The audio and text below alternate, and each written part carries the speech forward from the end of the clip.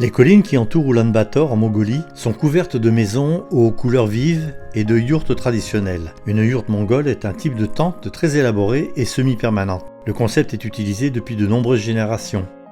Assembler et désassembler une yourte ne prend que quelques heures. Elles peuvent sembler peu solides, mais elles résistent aux pires tempêtes.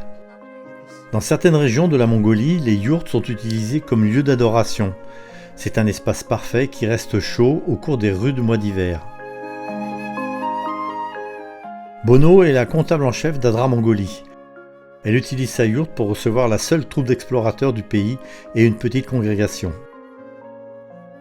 Bono et son époux Bumchen ont en tant que pionniers de la mission globale implanté cette église il y a plusieurs années. Ils désiraient créer pour leurs propres enfants une meilleure communauté parmi les enfants du voisinage.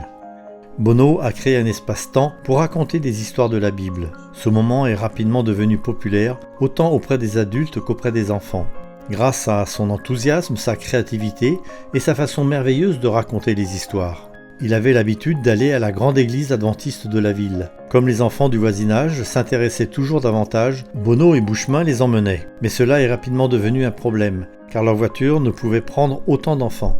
Alors ils ont pris la décision de faire une école du sabbat dans une yourte. Les services hebdomadaires voyaient arriver les enfants souvent accompagnés de leurs parents. Ceci a débouché sur la création d'une troupe croissante d'explorateurs, puis d'une église.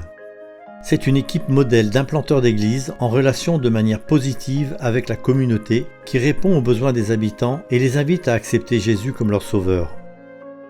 Les gens répondent positivement et l'église est en pleine croissance en Mongolie. Depuis qu'ils ont ouvert cette église, dans leur voisinage, des dizaines de personnes ont accepté Jésus et ont été baptisées. Priez pour les pionniers de la mission globale, tels que Bono et Bumchen, qui, en relation avec leur communauté de manière créative, partagent un message d'espérance. Vous pouvez soutenir l'œuvre des pionniers de la mission globale en donnant sur son site web. Merci de soutenir la mission.